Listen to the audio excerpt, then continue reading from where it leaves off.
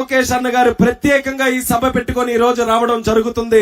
కాబట్టి ఈ కార్యక్రమం మా అందరి కోసం కాదు, మీకోసమే ఈ కార్యక్రమం జరుగుతుందనేది కార్యకర్తలందరూ కూడా తెలుసుకోవాల్సినటువంటి అవసరం ఉంది.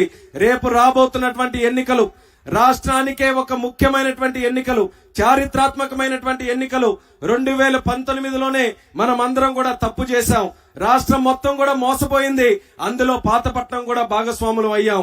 ఎక్కడా కూడా ఒక మాయ మాటలు చెప్పి తిరుగుతున్నటువంటి జగన్మోహన్ రెడ్డిని మనం ప్రశ్నించకుండా ఆయన చెప్పినటువంటి మాటలు నమ్మి ఆ రోజు మనం అందరం కూడా వైఎస్ఆర్ కాంగ్రెస్ పార్టీకి ఓట్లేసి గెలిపిస్తే ఈ రోజు ఆంధ్రప్రదేశ్ రాష్ట్రాన్ని ఈ భారతదేశంలో లేకుండా చేశాడు ఈ దుర్మార్గుడు జగన్మోహన్ రెడ్డి అనేది కూడా తెలియజేస్తున్నాను. ఇప్పటికైనా సరే మనం అనుభవించాం 4.5 సంవత్సరాలుగా ఈ పాడు ప్రభుత్వం తాలూకా ప్రజా వ్యతిరేక విధానాల వల్ల ఎన్ని రకాలుగా ఇబ్బందులు పడ్డాలో అన్ని కూడా పడ్డాం. ఇంకా సహించే ఓపిక మీ అందరికీ కూడా ఉందా అని అడుగుతున్నాను. ఇంకా ఈ ప్రభుత్వం చేస్తున్నటువంటి అరాచకాలని మనం ఎదురు చూస్తూ ఉండగలమా అని అడుగుతున్నాను. లేదు, తిరగబడాల్సినటువంటి సమయం వచ్చింది. తిరుగుబాటు ఎలాగుంటుందో చూపించాలని పాతపట్నం సైనికులందరికీ కూడా ముందుకు రమ్మంటున్నాను. భవిష్యత్తులో జగన్మోహన్ రెడ్డి గాని వైఎస్ఆర్ కాంగ్రెస్ పార్టీ గాని తప్పు చేయడానికి ముందుకు వస్తున్నటువంటి నాయకుల్ని గాని ఈ రాష్ట్రంలో వాళ్ళకి చోటు లేదన్నటువంటి విధంగా బుద్ధి చెప్పే తరంగా మీరందరూ కూడా రాబోతున్నటువంటి ఎన్నికల్లో తెలుగుదేశం పార్టీ, జనసేన పార్టీ కూటమిని బ్రహ్మాండమైనటువంటి మెజారిటీతో గెలిపించమని కార్యకర్తలందరికీ కూడా ఈ సందర్భంగా పిలుపునిస్తున్నాను. పాతపట్నం నియోజకవర్గం అప్పుడులో చంద్రబాబు నాయుడు గారు పరిపాలించేటప్పుడు ఏ సమస్య ఉన్నా సరే రమణ గారు ఆ రోజు మన అందరికీ కూడా సహకరించే విధంగా స్థానికంగా ఏ సమస్యలు ఉంటే ఆ రోజు చంద్రబాబు నాయుడు గారి దగ్గర తీసుకొని వెళ్తే కోట్ల రూపాయల నిధులు మన ప్రాంతానికి మనం తీసుకొని వచ్చాం. 5 మండలాలు, అన్ని ప్రాంతాల కంటే పెద్ద నియోజకవర్గం మన పాతపట్నం నియోజకవర్గం. పాతపట్నం నియోజకవర్గంలో ఒక పక్క నుంచి ఇంకో పక్కకి వెళ్లాలంటే ఆల్మోస్ట్ ఈస్ట్ గోదావరి వెళ్ళిపోయినట్టుగా మనకు అవుతుంది. ఎల్లనపేట నుంచి మనం మిలియాపుట్టి గొప్పిలి వరకు రావాలనంటే అటువంటి అంత సుదీర్ఘమైనటువంటి ప్రాంతం, కొండల ప్రాంతం, గిరిజనుల ప్రాంతం ఉన్నటువంటి పాతపట్నం నియోజకవర్గంలో అందరూ కూడా ఆనందపడిచేలాగా అభివృద్ధి చేయాలనంటే చాలా కష్టసాధ్యమైనటువంటి పని. కానీ తెలుగుదేశం పార్టీ చేసి చూపించింది.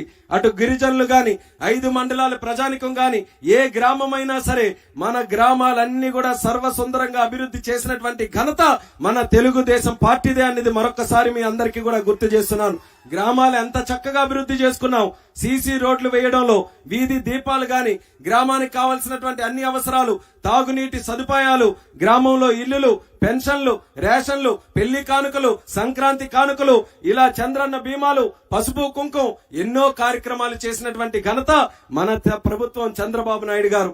ఆ రోజు లోకేష్ అన్న గారు ఆ రోజు పంచాయతీరాజ్ మినిస్టర్ గా ఉన్నారు. పంచాయతీరాజ్ మినిస్టర్ గా ఆయన ఉంటే ఆయన ఒకటే ఆలోచించారు, ఆంధ్రప్రదేశ్ రాష్ట్రం డెవలప్ అవ్వాలనంటే మనకి పట్టణాలతో పాటు గ్రామాలు కూడా అభివృద్ధి చెందాలని. సీసీ రోడ్లు ఆ రోజు 1000 కిలోమీటర్లు మనం వేసుకున్నామనంటే దానికి ఘనత మన లోకేష్ అన్న గారు అనేది మళ్ళీ తెలియజేస్తున్నాను. అలాగే మన ఒక పక్కన యువతకి ఉద్యోగ అవకాశాలు కల్పించడానికి దేశ విదేశాల నుంచి ఐటీ కంపెనీలు మన ప్రాంతానికి తీసుకొని వచ్చి దేశంలోనే అత్యధికమైనటువంటి సెల్ ఫోన్లు ఎక్కడ తయారవుతున్నాయంటే అది మన ఆంధ్రప్రదేశ్ రాష్ట్రంలోని గొప్పగా చెప్పుకునే స్థాయికి మన లోకేష్ అన్న గారు తీసుకొని వచ్చారని తెలియజేస్తున్నాను. మన నాయకులు ఆ రకంగా మన రాష్ట్రం కోసం కష్టపడి ఒక ఉన్నతమైనటువంటి స్థానంలో కూర్చోబెడితే ఎలా దోచుకుందామన్న ఆలోచనతో జగన్మోహన్ రెడ్డి ఈ రోజు వచ్చాడు. ఇప్పుడే ఇక్కడ స్థానికంగా కూడా మాట్లాడుకున్నాం. ఎక్కడ అభివృద్ధి ఎక్కడా కూడా లేదు. ఏ ఒక్క కార్యక్రమం కూడా ఒక్క రూపాయి ఖర్చు పెట్టి ముందుకు నడిపించింది లేదు.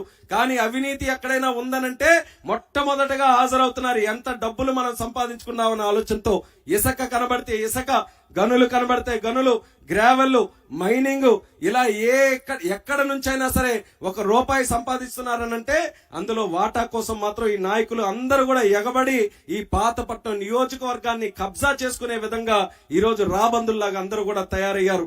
అటువంటి వ్యక్తుల్ని తరిమి కొడితే గాని పాతపట్నం నియోజకవర్గంలో ఎటువంటి కార్యక్రమాలు మళ్ళీ జరగవు అనేది మీ అందరికీ కూడా ఈ సందర్భంగా తెలియజేస్తున్నాను.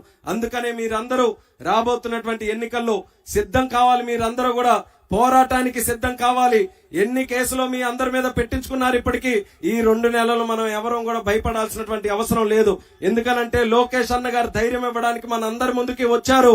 ఏ కష్టం వచ్చినా సరే, మీకు ఎటువంటి ఇబ్బందులు ఉన్నా సరే లోకేష్ అన్నగా నేను మీ వెంట ఉంటాననే ధైర్యం ఆయనే మీ అందరికీ కూడా ఇస్తున్నారు. కాబట్టి నిర్భయంగా మీరందరూ కూడా ఎన్నికల్లో పోరాటం చేయాలని మరొకసారి మీ అందరికీ పిలుపునిస్తున్నాం. రాష్ట్రంలో ఈ పడినటువంటి పిచ్చి కుక్కలు వైఎస్ఆర్ కాంగ్రెస్ పార్టీ నాయకులు వీళ్ళందరినీ కూడా తరిమి కొట్టాలని చంద్రబాబు నాయుడు గారు, పవన్ కళ్యాణ్ గారు ఇద్దరు కలిసి కట్టుగా ఈ రోజు ముందుకు వచ్చారు. వాళ్ళ పదవుల్లో కూర్చోవడానికి కాదు, వాళ్ళిద్దరు కూడా చూసుకుంటే ప్రజల గుండెల్లో స్థానం సంపాదించుకున్నారు. చంద్రబాబు నాయుడు గారు గాని, పవన్ కళ్యాణ్ గారు గాని ఆయన గురించి చెడు మాట్లాడాలంటే 10 సార్లు ఆలోచించే వ్యక్తులు ఈ రాష్ట్రంలోనే కాదు దేశంలో ఉన్నారు. అంత గౌరవం సంపాదించుకున్నటువంటి వ్యక్తులకి రాజకీయాల కోసం, పదవుల కోసం ఆరాటపడాల్సినటువంటి అవసరం లేదు. కానీ ఆంధ్రప్రదేశ్ రాష్ట్రం ఇలా నాశనం అయిపోతుంటే, తగలబడిపోతుంటే నాయకుడిగా మనం చూస్తూ ఊరుకోకూడదు. అవసరమైతే చేయి కలపాలని అటు పవన్ కళ్యాణ్ గారు, చంద్రబాబు నాయుడు గారు కలిపికట్టుగా ఈ ఎన్నికల్లో ముందుకు రాబోతున్నారు. అదే స్థాయిలో గ్రామీణ ప్రాంతంలో, క్షేత్రస్థాయిలో తెలుగుదేశం పార్టీ, జనసేన పార్టీకి ఉన్నటువంటి కార్యకర్తలు కూడా కలిసి మెలిసి పనిచేసి నిద్ర లేకుండా ఈ వైఎస్ఆర్ కాంగ్రెస్ పార్టీ నాయకులకి రేపు వచ్చే ఎన్నికల్లో ఏ స్పీడ్ మీద అయితే వచ్చారో దానికి 10 రెట్లు స్పీడ్ మీద వాళ్ళకి బంగాళాఖాతంలో కలిపేయడానికి పంపించాలనేది కూడా మీ అందరికీ కూడా ఈ సందర్భంగా తెలియజేస్తున్నాను. పాతపట్నం నియోజకవర్గంలో పెద్దలు మాట్లాడినప్పుడు కొన్ని సమస్యలు కూడా చెప్పారు. ఆ రోజు చంద్రబాబు నాయుడు గారు సీఎం గా ఉంటే రాష్ట్రం మొత్తం మీద సర్వే చేయించారు. అందులో పెర్ క్యాపిటా ఇన్కమ్, ఆ సగటు ఒక ఆదాయం ఉండేటటువంటి ఆ ఫిగర్ ఏదైతే ఉందో అన్నిటికంటే తక్కువ పాతపట్నం నియోజకవర్గానికి వచ్చింది. ఆ రోజే చంద్రబాబు నాయుడు గారు ఒక విజన్ తో ఇక్కడ పరిశ్రమలు తీసుకొని రావాలి, ఇక్కడ అదనంగా రాష్ట్రంలో ఏ కార్యక్రమం చేసినా సరే పాతపట్నంలో ఒక అడుగు ముందుకు వేసి ఇక్కడ కార్యక్రమాలు చేయాలని ఎంతో తాపత్రయంతో కొంత ప్రయత్నం చేశాం. కానీ అనుకున్నంత స్థాయిలో ఆ రోజు చేయలేకపోయినా ఈ రోజు మన అవగాహన పెరిగింది, ఈ రోజు మనకున్నటువంటి ఆలోచనలు పెరిగాయి. ఈ రోజు లోకేష్ అన్న గారు తోడు కూడా మనకుంది. కాబట్టి రాబోతున్నటువంటి ప్రభుత్వంలో మనం పాతపట్నం నియోజకవర్గం, ఎందుకనంటే మనం అంటున్నాం శ్రీకాకుళం జిల్లా వాసులు అన్ని దగ్గరలా ఉంటారని. మీరు ఆ శ్రీకాకుళం జిల్లా వాసుల్లో కూడా పర్సంటేజ్ తీస్తే పాతపట్నం నియోజకవర్గ ప్రజలు ఎక్కువ ఉంటారు. హైదరాబాద్ లో గాని ఎక్కడైనా పనికి వెళ్లేటటువంటి వారు ఊర్లే ఈ రోజు కాలనీలన్నీ కూడా బయట ఉన్నాయి పాతపట్నం నియోజకవర్గం తాలూకువి. అటువంటిది వలసల కోసం ఎక్కువ మంది ఇక్కడి నుంచే ప్రయాణం చేస్తున్నారు. కాబట్టి వాళ్ళకి తిరిగి ఇక్కడే వాళ్ళందరూ కూడా చక్కగా పని చేసుకునే అవకాశం మళ్ళీ మన ప్రభుత్వం వచ్చిన తర్వాత వాళ్ళకి కల్పించాలి. వాళ్ళకి ఉద్యోగ అవకాశాలు స్థానికంగానే ఇవ్వాలి. స్మాల్ స్కేల్ ఇండస్ట్రీస్ గాని, మీడియం స్కేల్ ఇండస్ట్రీస్ గాని ఎంతో మంది ఆంటర్ప్రినర్స్ ఇక్కడ మా ముందున్నారు. వాళ్ళందరికీ కూడా మనం సరైన అవకాశం కల్పించగలిగితే వాళ్ళ ద్వారానే సొంతంగా పెట్టుకునేటటువంటి స్థామత మా తాలూకా పాతపట్నం నియోజకవర్గ ప్రజల్లో ఉంది. కాబట్టి ఆ ప్రోత్సాహం అందించాలని కూడా ఈ సందర్భంగా నేను పిలుపునిస్తున్నాను. అలాగే మరొక పెద్ద వర్గంగా గిరిజనులు ఉన్నారు. ఆ రోజు ఐటీడీఏ సీతంపేటలోనే పెట్టినటువంటిది స్వర్గీయ నందమూరి తారక రామారావు గారు. ఆయన ఐటీడీఏలు పెట్టి గిరిజన ప్రాంతంలో సరికొత్త వెలుగులు తీసుకొని వస్తే మళ్ళీ దుర్మార్గుడు పిచ్చి తొక్లకు సైకో ఏ రకంగా ఆలోచించాడో జిల్లాలన్నీ కూడా విభజన చేసేసి తారుమారు చేశాడు. ఈ రోజు ఐటీడీఏ లేకుండా అయిపోయింది. మనకి మిలియాపుట్టి, కొత్తూరు, పాతపట్నం, మందస ఇలా చాలా గ్రామాల్లో, చాలా మండలాల్లో గిరిజన గ్రామాలు ఉన్నాయి. ఎటు వెళ్లాలో తెలియనటువంటి పరిస్థితి ఉంది. అందుకనే మళ్ళీ మా జిల్లాలో ప్రత్యేకంగా ఐటీడీఏని ఏర్పాటు చేయడానికి లోకేష్ అన్న గారి దృష్టిలో ఈ సందర్భంగా పెట్టడం జరుగుతుంది. ఖచ్చితంగా చేసి తీరాలన్నది కూడా ఆ డిమాండ్ని కూడా ఈ సందర్భంగా తెలియజేసుకుంటున్నాం. గిరిజన గ్రామాలని ఆ రోజు మన ప్రభుత్వంలో ఉన్నప్పుడు కోట్ల రూపాయలు ఇచ్చి వాళ్ళందరికీ కూడా అభివృద్ధి చేశాం, లోన్లు ఇప్పించేటటువంటి కార్యక్రమం చేశాం.